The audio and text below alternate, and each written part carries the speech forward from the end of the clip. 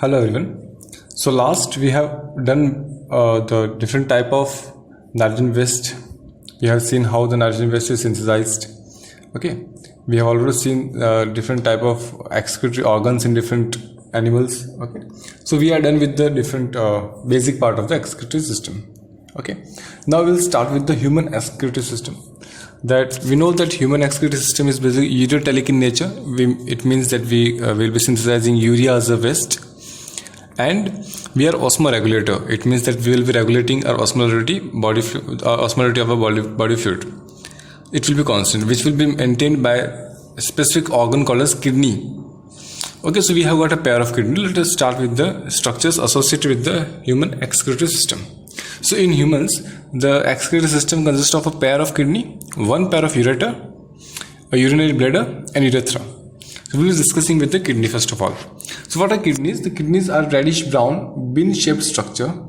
They are situated between at the level of around thoracic and third lumbar third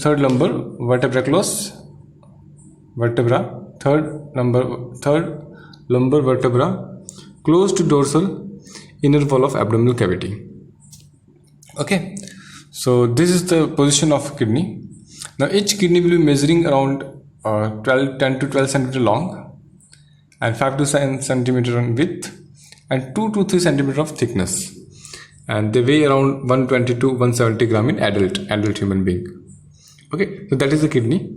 It's basically external structure, how it seems, how it looks. Okay, now when we compare both the kidneys, right and left kidneys, we find that the right kidney is a bit lower than the left. Okay, the right kidney is a bit lower than the left in the position. Okay, and because of the shape occupied by the liver on the right, because in the right position, in the right side, the body will be also, abdomen will be also having the liver, and due to this liver, the kidney will be a bit lower compared to the left kidney. Okay, so now towards the center of we can say basically the kidney has got a bean-shaped structure. Shaped structure, where one side of this, here we can see this one side of this kidney is concave in shape. This one side of kidney, this is in concave in shape. Okay, this is called as concave in shape. Now this towards the center of the inner concave surface, this is the inner concave surface, this is outer surface, right? So towards the center of this inner concave surface, somewhere here, towards the center of the inner concave surface, a notch is present, and this notch is called hilum. So this is my hilum we can call it. So what is hilum? Hilum is basically a notch-like structure present at the center of the inner concave surface. What does it do? So the different structures, tubular structures like the ureter. This is the ureter. Okay, this is the ureter. Okay, yeah, yellow one. Like ureter, these are the blood vessels, arteries and veins. Okay, so this is the structure through which the ureters, blood vessels, and even the nerves. Here, nerves are not observed. Here, not seen. So nerve, which is basically carrying the different type of stimulus. Okay, so this is the structure from where the blood vessels, the ureter, and the nerves will enter. And inner to this hilum, so this is the structure which is important. It's a point of entry for the nerve, ureter, blood vessels, and all these things will be entering through this point. Okay, and this inner to the hilum is a broad funnel shaped space, and this is that space. Inner to this hilum, there's a broad space. Okay, funnel shaped space, which is called as renal pelvis. This is called as renal pelvis. So this is the renal pelvis. This is the hilum. This notch, and just surrounding this notch, inner to this, is my broad funnel-like shape, which is called as renal pelvis. This is the renal pelvis. Okay, so that is about hilum and the renal pelvis. Now the kidney is basically consisting of three protective layers. The external structure of the kidney will be consisting of three protective layers. That is the renal capsule, which is present innermost, adipose capsule, which is present middlemost, and renal fascia, which is the outermost. Okay, so renal capsule, here you can see this is a renal capsule which is present innermost. Okay, and adipose capsule and renal fascia. So here it is not differentiated, but here this is a renal capsule. Altogether all these 3 layers will be called as renal capsule. Okay, but this again divided, it can be divided into 3 different layers, protective layers. So what are renal capsule? Renal capsule is the innermost. It is a tough protective cover made up of white fibrous connective tissue. You may write it down. It's a tough protective cover made up of white fibrous connective tissue. We know that what white fibrous connective tissues are. With few elastic fibers as well. So this renal capsule is basically made up of very high amount of white fibrous tissue, few of the elastic tissues, that is yellow elastic tissues, and a very few muscles will be also present. The second layer is the adipose tissue, that is the middle one. It basically involves the adipose tissue and acts as a shock absorber. So it will be forming a layer on this kidney of adipose tissue. It will be consisting the fats. And it is responsible for absorbing the shock, any mechanical shock particularly. Okay, so adipose tissue, the second layer, which is mainly made up of adipose cells and has got fat layer in it, is responsible for protecting the kidney from shock. It's a shock absorber. Last one is renal fascia. It is the outermost cover linking it with the abdominal wall. So this is the layer which is responsible for linking this kidney to the abdominal wall. As we have seen, this is the position where it is found. As the kidneys are fused with the body wall on the dorsal side. So these kidneys are not actually suspended. These are not suspended in this whole cavity. They are fused with the body wall on the dorsal side. It means it will be towards the vertebral column. So many times we feel that the kidney will be present not toward the ventral and near this stomach. It's not like that. It will be present towards the posterior part, or we can say towards this dorsal part, because the kidneys are fused with the body wall on the dorsal side. Okay, and the peritoneal cover is only present at the ventral side. There is one more cover, there is a peritoneal cover, which is present only towards the ventral side. Okay, otherwise dorsal side is not present. And this arrangement is called as retroperitoneal arrangement. So where retroperitoneal arrangement is that type of arrangement where the peritoneal layer is present only towards the ventral side and absent towards the dorsal side. Okay, and dorsally it is connected to the body wall. Okay, with the help of renal fascia. So this was about the main 3 layers of the kidneys. Now let us see the internal structure of kidney. Now, if we see a cross section of the kidney, we can study the internal structure of the kidney. Okay, so here we can see over here, and this is all the organs present in the human excretory system consisting of kidney. There are 2 pair of kidneys, bean shaped, concave surface inner side and outer side, and it will be having adrenal gland on its tip. Okay, and the renal artery will be arising from this notch, and this notch is called as hyale. And just behind this hyale, there is a funnel shaped structure which is called as renal pelvis. This is the renal pelvis, you can see. Okay, and now this kidney, if it is cross sectioned, what we can see 2 regions. The first one is the medulla, and the second one is the cortex. What is cortex? Cortex, it's the outer region. This is the region where you can see this brown in color, or comparatively lighter region is the cortex, while the medulla region is towards the inner side. The one which is basically present inner side is called as medulla. So let us see what is it. So there are 2 layers, that is the renal cortex and renal medulla. What is renal cortex? So we can see the longitudinal. This is the longitudinal section rather than cross section. Sorry. So this is the longitudinal section. This is longitudinal cross section. So here we can see the renal cortex. It has got two layers particularly. If you see the cross section, if you see the section, longitudinal section, we can see 2 functional layers. That is the outer renal cortex. So keep it in mind. The outer one is renal cortex. You may get confused, okay, because many students do get with this. And the inner layer is called as renal medulla. The outer part is renal cortex, and the inner part, that is the darker, is called as renal medulla. So renal cortex is the outer part and granular in nature. You can note it down. It is the outer part and granular in nature. It will be having some granules present within there. The second part is the renal medulla, and it is one of the most important part.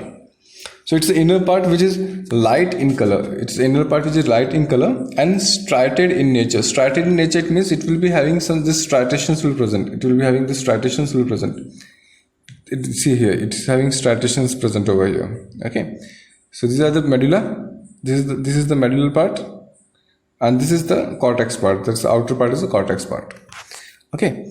Now here it is the inner part which is light in color and striated in nature. Now medulla has around 8 to 18 conical renal pyramids. Here you can see these are my renal pyramids. These are my renal pyramids. So medulla will be having this type of conical. You can say conical shape. We can find it as a pyramidal shape or conical shape. Okay. So every kidney will be having this medulla region, and this medulla region will be having around 8 to 18. So here we can see 1, 2, 3, 4, 5, 6, 7. So such type of pyramid, this single structure is called as pyramid, and around 8 to 18 different number of conical renal pyramids can be present in medullary region. Now these renal pyramids are actually representing a multilobular condition. Okay, they are actually representing the multilobular condition of fetal kidney. Okay, so during the fetal part they are basically multilobular in nature. Okay, so during the fetal development this kidney will be not in this shape. It will be having multilobules, but when this fetal develop into the adult person, adult child, what will happen? When this fetus will be developing into a properly developed infant, so what will happen? This lobules will be absent, and now this lobule will be covered by a cortical region. Okay, so these pyramids are basically representing the fetal lobule kidney. Okay, now each renal pyramid, now we can see each renal pyramid, this is one renal pyramid. Each renal pyramid has a broad base towards the conical side, towards the cortical side. So this is the cortical side, and towards this cortical side each pyramid, this is my pyramid, this is my one pyramid. You can see this is the one pyramid. Okay, and this pyramid has got this base towards the cortical side, and this is the apex towards the central side, towards the center. Okay, so this base towards this cortical side is called as renal papilla. Note it down. So what is renal papilla? What is renal papilla? It's this base towards the renal pyramid has a base towards the renal towards the cortical side, and it has got this apex towards this center. The apex, or we can say pointed apex, is towards the center. So this is the base of renal pyramid, and this apex is called as renal papilla. Note it down. So this apex is called as renal papilla. Okay, so we have got medulla. Medulla has got multiple medullary pyramids, and this pyramids has got two parts. The base part, which is towards the cortex, and the apex part, which is present towards the center, and this apex part is called as renal papilla. Okay, so we are done with the renal papilla. Next, 1 to 3 renal papilla project into a cavity. Called as minor calyx. So here you can see. Okay, here you cannot see the minor calyx. Let us see where can we find it out. Okay, so here you can see most probably here. Okay, so this is the minor calyx where such type of two or three renal papilla, 1, 2, 3, you can see 1, 2, 3 different renal papilla are coming together. This is exactly, we will not be able to see many number of pyramids because these pyramids are basically limited in number, but we will be having around 8 to 10 pyramids, right? 8 to 18 pyramids. So out of these pyramids, everyone will be having one renal papilla, and this renal papilla will be basically projecting into a cavity, and this cavity is called as minor calyx. What is minor calyx? It's a cavity present in the kidney towards the central hilum region, we can say, where 1 to 3 renal papilla project or opens up, or we can say project or opens up. Now this minor calyx will be again joining up and form a major calyx. This minor calyxes will be joining to form a major calyx. Single it's calyx, and in a plural it will be calyxes. Okay, so that was about the minor and major calyces. Now this cortex which is present in this cortex projects into medulla in a region in between the pyramids and calyces. This project will be into medulla, will be projecting into medulla between pyramids and this papilla. Okay, and this calyces, and called as renal columns of Bertini. So here you can see renal column of Bertini. Where can we find it out? See, here we can, let me give another diagram here. So these are my two pyramids. These are my two pyramids, pyramid 1 and this pyramid 2. And between this pyramid we have got this around this pyramid we have got this cortex.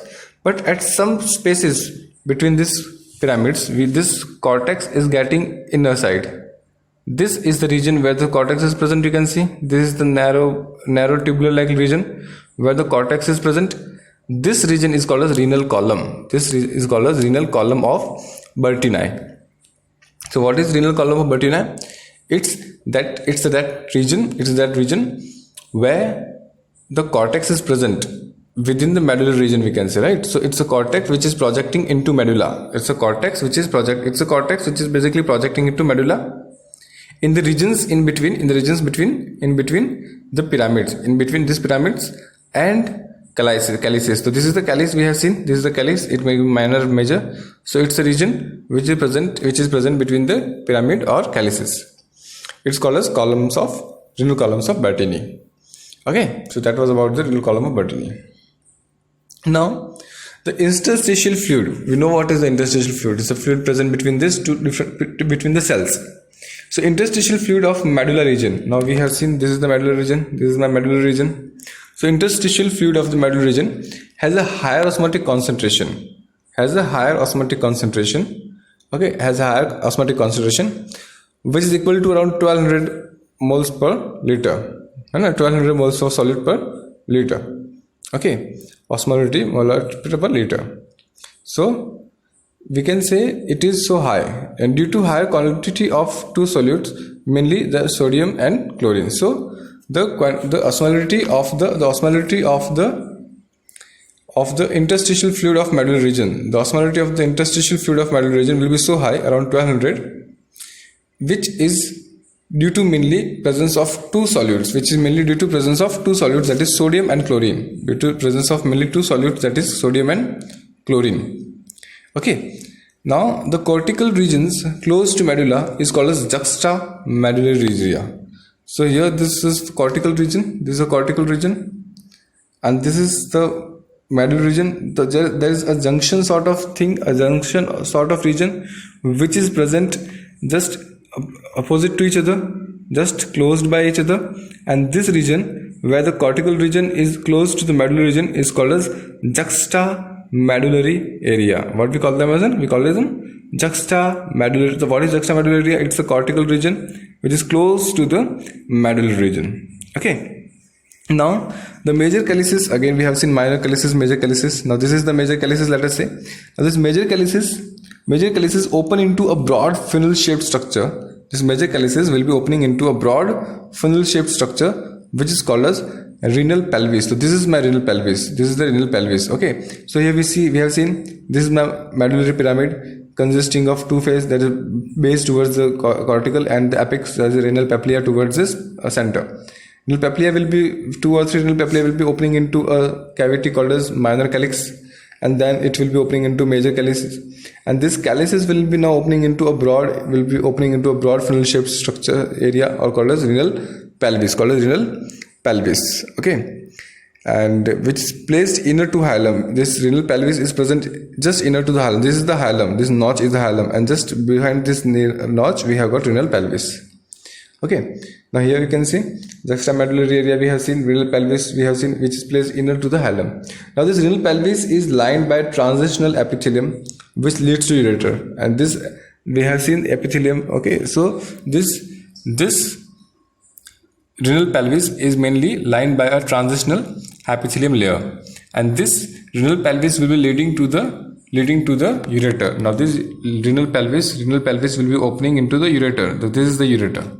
Okay, now we know that this structural and functional unit of kidney are the what are these are the nephrons. So mainly the kidney are made up of specifically structured cells of specifically structures called as nephrons. We call it nephrons. The specifically structure of system called as nephrons, or we can say uriniferous tubules. Okay, now each nephron is representing a structural and functional unit of kidney. Write it down. So each nephron is representing a structural and functional unit of kidney. So all the structures, all the functions of the kidney, that is osmoregulation, that is filtration, and all these functions are mainly carried out with the help of the nephrons. It is the main responsible for the function. Okay, and consisting of different nephrons will be forming a kidney. So around in one kidney, each kidney will be having around 1 million nephrons. So there will be around 1 million nephrons in each kidney. So there will be around 1 million nephrons in each kidney. But we can even understand that when the age is increasing, with the increasing age, when the person is getting aged, so what will happen? The number of these nephrons will be decreasing.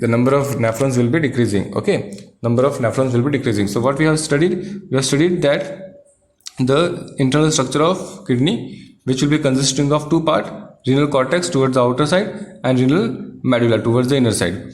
Now this renal cortex and renal medulla, there will be at the medullary region will be having pyramidal shaped structure called as medullary pyramid. Has got two parts, that is base and the apex. Apex is called as papillae, renal papillae. Now the renal papillae will be opening into minor calyx, and which will be opening further into major calyx, and this will be opening into the renal pelvis, and renal pelvis will be taking this to the outside. Okay, now there's a structure called as renal column, which is nothing but the projection of this cortex within the space between the two medullary pyramids. Okay, so what is renal column? It's basically a cortical projection in between the space between two renal medullary pyramids, and even between the calyces, So here this is the renal column. Okay, and there's a juxtamedullary area, which is basically nothing but an area where the cortex is just close to the medullary region. Okay, so that was about, and we also know that there's a structural and functional unit of kidney which is called as nephron, and around 1 million of nephrons are present in a single kidney, and with the age the number of nephrons will be going on decreasing. So that was about the internal structure of kidney. Okay, next is the ureter. Now these are the ureters. We have seen it is arising from this notch that is called as hilum, and it is opening. It has got one opening towards this kidney, that opening is basically open towards the renal pelvis, while the second opening is at this urinary bladder. So here you can see this is the ureter. Right from it is extending from the hilum of the kidney. It will be collecting it from the renal pelvis. All the collective fluid will be collected from the renal pelvis and will be taken to the urinary bladder. So it's a muscular tube. It's basically a pair. It's a pair of fine whitish. Distensible muscular tubes. What does it mean, distensible? It means that it is flexible in nature, we can say. Okay, it can increase a size a bit. Okay, it can elasticity, we can say. So these are fine whitish distensible muscular tubes. It's basically present in pair, as we know that kidney are also in pair, which has got around 25 to 30 centimeter of length and around 3 millimeter of diameter. So the length is quite big, that is 25 to 30 centimeter of length and around 3 millimeter of diameter. Now the ureters develop from hilum part, as we have seen. They are basically coming from the hilum part. These are coming out from the hilum part of the kidney, descends along the abdominal wall. So they will be moving through this abdominal wall. They will be descending along the abdominal wall. Then they bend a bit inward. Now these are basically present towards the wall, and then they will be bending towards the inward and open up into a urinary bladder. So they have got two openings. The one opening is in the hilum, that is renal pelvis, and the second opening will be in the urinary bladder. Okay, now the region of trigone of oblique slits. So we'll see what trigone is. Basically the triangular part of the opening. Okay, now the wall of ureter has got three courts. Again, the wall of ureter has got three courts. Let us see what all three courts are there. That is external adventitia. The wall of ureter has got three courts. That is, first one is external adventitia, middle muscular, and inner mucosa. Okay, so first one is external, that is outermost, the adventitia. Second, the middle is the muscular, and this innermost is the inner mucosa. Now the muscular coat has 3 layers of smooth muscles fiber. This muscular, here you can see. Okay, this muscular layer, the middle layer, that's muscular in nature, has again 3 layers of smooth muscle fiber. We know what are the smooth muscle fibers. Okay, you have to find it out whether it's a voluntary or involuntary. Of course they are not under control, right? They are not in our control, so they are involuntary in nature. Okay, so the external adventitia, the inner middle muscular layer, which has got three smooth muscle fibers. The 3 muscle fibers will be, the one will be the outer, middle and inner. You may write it down. There will be 3 muscle fibers. What type of muscle fiber they will be? They will be smooth muscle fibers. So it will be positioned into 3 different layers: the outer layer, inner layer, and the innermost layer. Outer layer, middle layer, and the innermost layer. The outer layer is longitudinal, and middle layer is circular, and innermost layer is the again longitudinal. So you can write it down. So the middle muscular layer are basically muscular in nature. It is mainly made up of smooth muscles, which are basically arranged in 3 layers. What are layers are these? These layers are: outer will be longitudinal muscles, middle will be the circular muscles, while the inner muscle layer will be longitudinal again. Okay, now this ureter will be always undergoing peristalsis. We know what is peristalsis movement, right? So ureter will be always undergoing the peristalsis, which helps in passing the urine from the kidney to the, so after once the urine is formed, it has to be transferred, or it has to be passed to the urinary bladder. So how it will be taking place? How this passing? With the help of peristaltic movement. So ureter will be always in peristaltic movement for the transfer of the urine from the kidney to the urinary bladder. Okay, so that was about the ureters.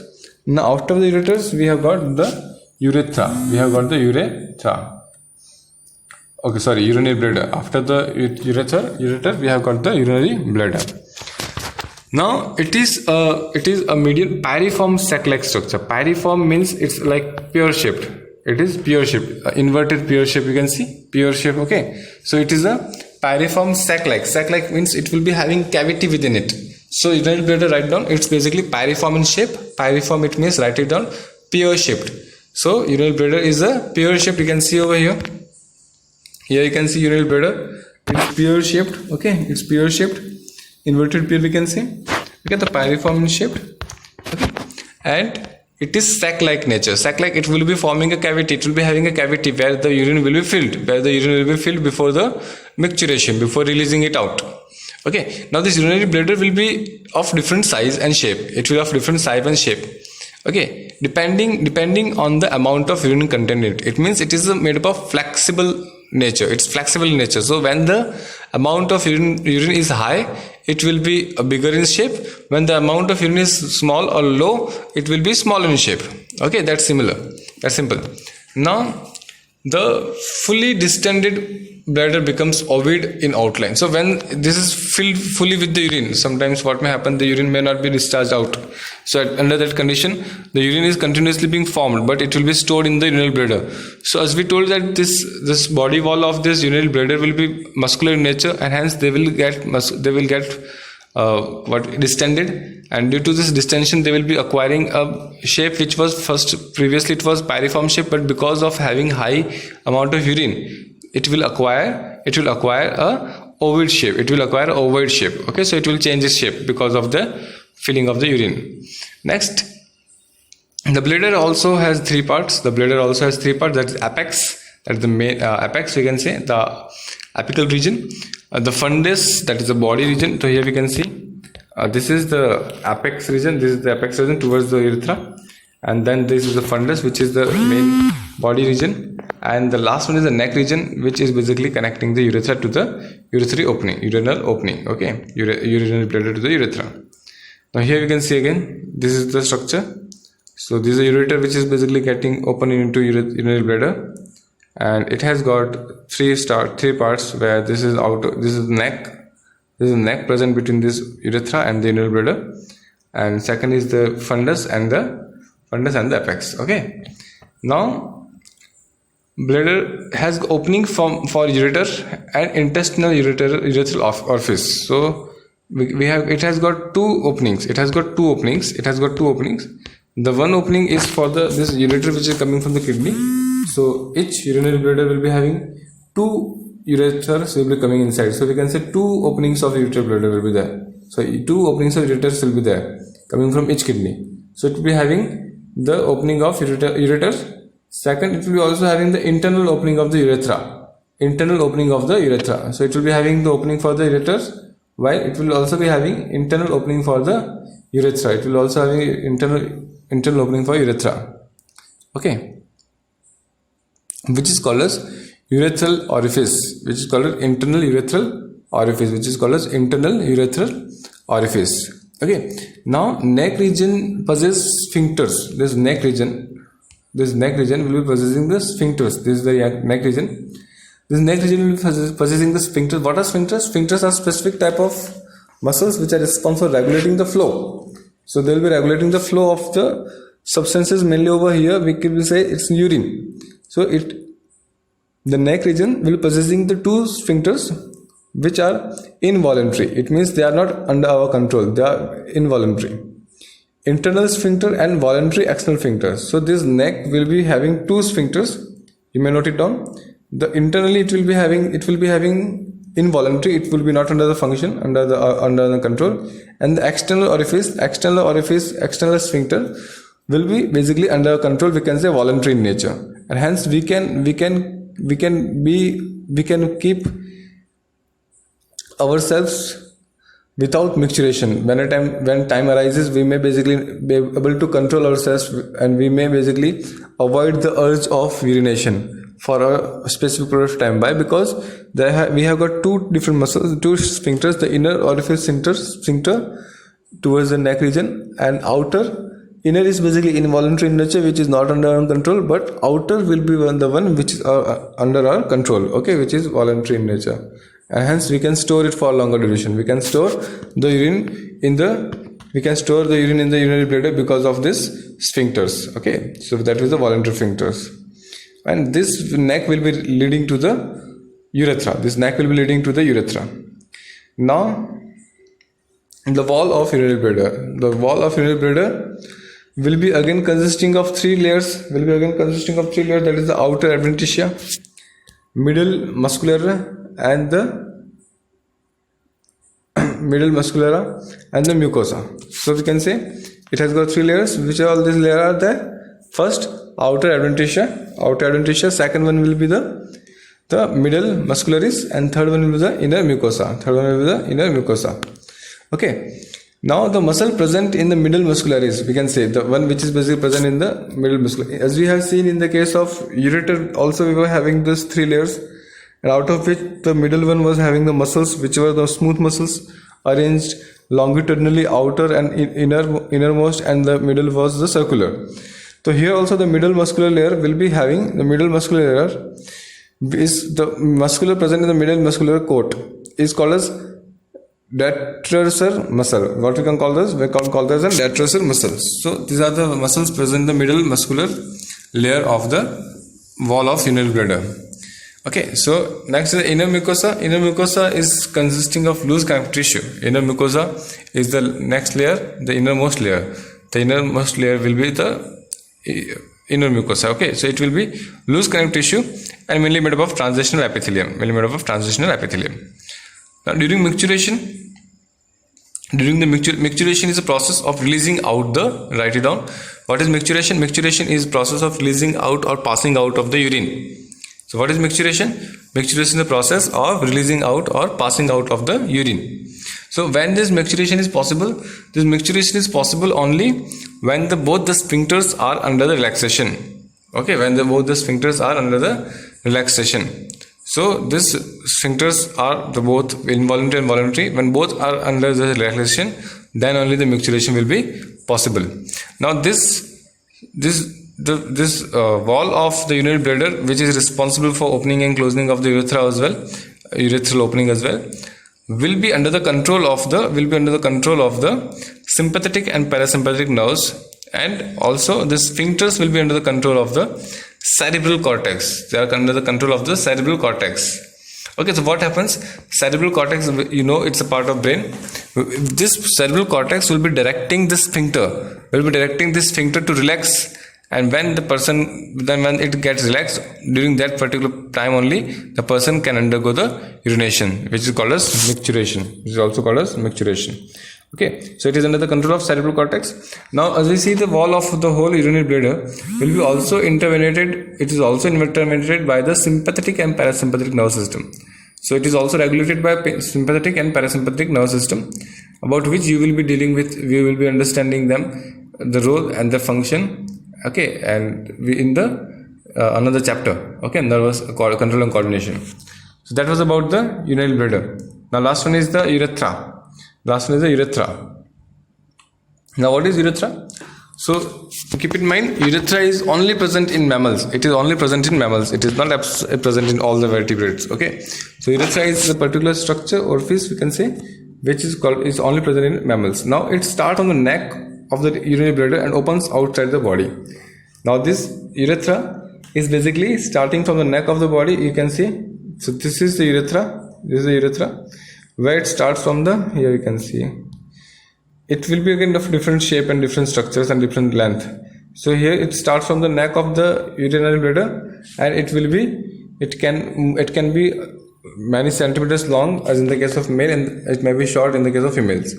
So it starts from the neck of the urinary bladder and opens outside the body. Urethra. It is only found in the mammals. You have to note it down. Okay. Now, in the case of females, it is short. In the case of females, the length of urethra is short. It will be around 2 to 4 centimeter. In the case of female, the length of urethra is very short, which will be around 2 to 4 centimeter. Okay. It will be straight and concerned with the release of urine only. It is straight. Okay. So the urethra will be straight and will be responsible for releasing the only urine, nothing else. Okay. So with the release of urine through an aperture called the urethral orifice or urinary aperture. So there is a specific orifice or the opening present in the urinary bladder to pass the urine into the urinary tract, to pass the urine into urethra. Okay, and that opening is called as urethral orifice or urinary aperture, which is present in the vulva in front of the vaginal aperture. So we will see in the reproductive system as well all these structures. So the vulva is a part of the female reproductive structure, and the vaginal aperture is that opening through which the females will be releasing their urine, particularly, we can say. Okay, so this is the common opening, particularly. Not we can exactly common, but it's the one where the urine will be removed out. So in the females, the length of the urethra is small, that is around 2 to 4 centimeter, which is straight and concerned with the release of urine only through an aperture called a urethral orifice. It's an opening from which the urine will be released, or urinary aperture, which is present in the vulva in front of the vaginal aperture. Okay, so it will be just present in front of the vaginal aperture will be different, and the urethral aperture will be different, urinary aperture will be different, unlike the males. So you may have to note it down. So in the case of females, the opening of the genital tract and opening of the urinary tract. The urinary tract opening is called a urinal orifice. You can write it down. Urinary tract opening is called a urinary aperture, while the genital tract opening is called as vaginal aperture. Okay. Now, in the case of male, this urethra is of around 20 centimeter long. So it is longer in the case of male. In the case of male, it is around 20 centimeter long, which passes through the ejaculatory duct, prostate gland, Cowper's gland, and penis. Okay, so depending on the male and female, this will be passing through. This is the prostate gland. This is the internal urethral orifice, and this is the external urethral orifice, and it will be forming this tubular structure, which will be around 20 centimeter in the case of male. Now this urethra is concerned with the release of both urine as well as semen. Semen is nothing but the sperms plus glandular secretion, which is secreted during the reproduction.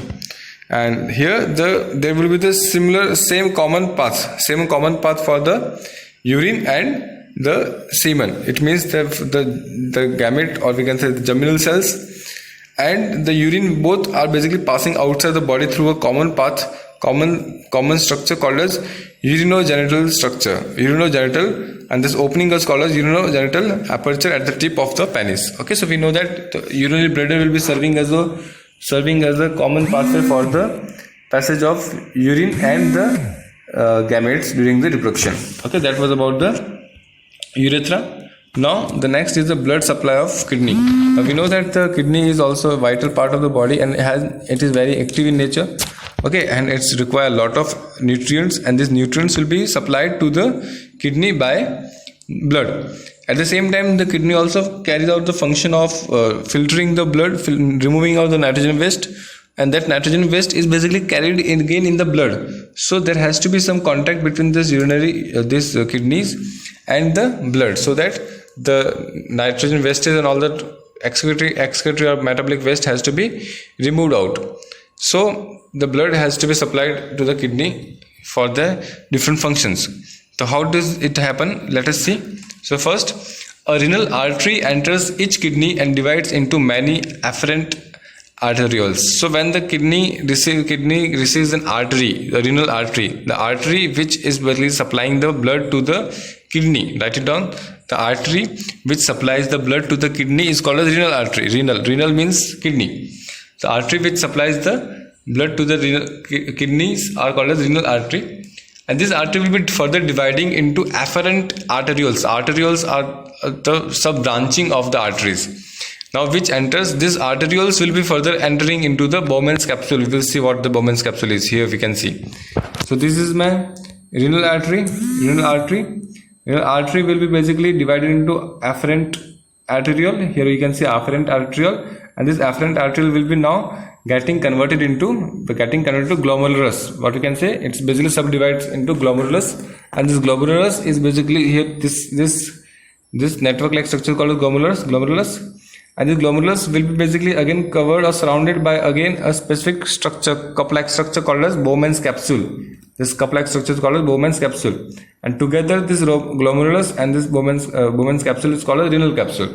We'll discuss this further in detail. Okay. Now, from this, once this after glomerulus is done, this will be arising into a tube which is called as afferent arteriole. So renal artery is coming, which is getting converted to afferent. You have to understand this position from which will be, so from the artery it forms the arteriole, from arteriole it forms the glomerulus, and glomerulus it will form the afferent arteriole, which will move the blood away from the glomerulus. Okay, and next one is this. So this glomerulus will be basically made up of capillaries. This glomerulus is basically very high number of capillaries, basically in which the blood will be flowing at very high pressure, and they'll be rejoining to form afferent arteriole. Okay. The afferent arteriole is narrower than the afferent arteriole. So when the afferent arteriole are those arteriole which is taking the blood within the glomerulus, and the efferent arteriole are those arteriole which is taking the blood away from the glomerulus. So here you can see this is the afferent arteriole which is bringing the blood towards the glomerulus, while this is the efferent arteriole which is taking the blood away from the glomerulus. So you should be knowing the difference, because many times you may get confused. Okay.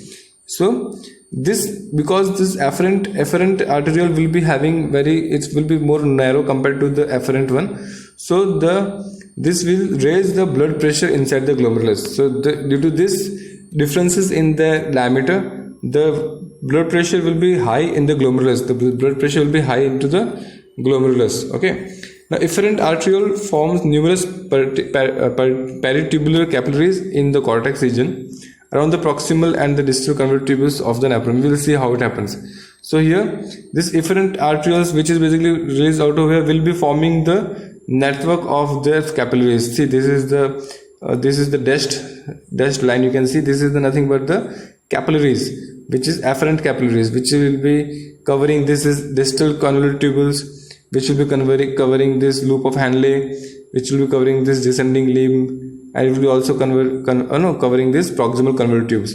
So this afferent arteriole will be now covering all the parts of the nephron. All the parts of the nephron, will see that all the parts of nephron. Okay. So afferent arterioles forms numerous peritubular means It are those capillaries which are surrounding the tubules. What tubules? That is collecting tubules, loop of Henle and all that. Okay, so efferent arterioles forms numerous peritubular capillaries in the cortex region around the proximal, distal and you can say it is forming the network surrounding peritubular network around the distal convoluted tubules, proximal and the loop of Henle as well. It further forms the vasa recta around the loop of Henle. It will be forming the vasa recta. You can see this is the vasa rectum. It will be formed around. This is a loop Henle. This is a loop Henle, and this dashed line is the dashed line. The line which I've drawn in dashed are the afferent arterioles, or capillaries we can say. So they will be surrounding each and every part of the nephron. Okay. Now blood from the vasa recta is released into the renal venuum, from where it escapes into renal vein. So this blood from the vasa recta, here the vasa rectum will be there, will be collected into the, will be taken by the renal venule, and then it will escape into the renal vein, which will then carry the blood to the heart, and then to the lungs, and then to the different heart, and then to the different parts of the body. So that was about the blood supply to the kidney. So what we have done, we have done the internal structure of kidney. And we have started the human excretory system consisting of what are different organs, and then we have seen the whole internal structure of kidney and external structure of kidney as well, and then we have seen what are the different features, main parts, the renal cortex, outer region, medulla, inner region, and different functions of the medulla region. Also we can see different parts of the medulla region we have seen. Okay, then we have seen urinary bladder and the wall of urinary bladder. Okay, then urethra and differences between the male and female urethra. Okay, and lastly we have seen the blood which is being supplied to the kidney, how the blood is supplied to the kidney. Okay, so and how this globulus is formed and what all other things are. So that was about the kidney human circulatory system. So in the next lecture we will be starting with the structure of nephron and the different types of nephron. We will be starting with the structure of nephron and different types of nephron. Okay, so I hope things are clear. If you have got any doubt, you can ask. Okay.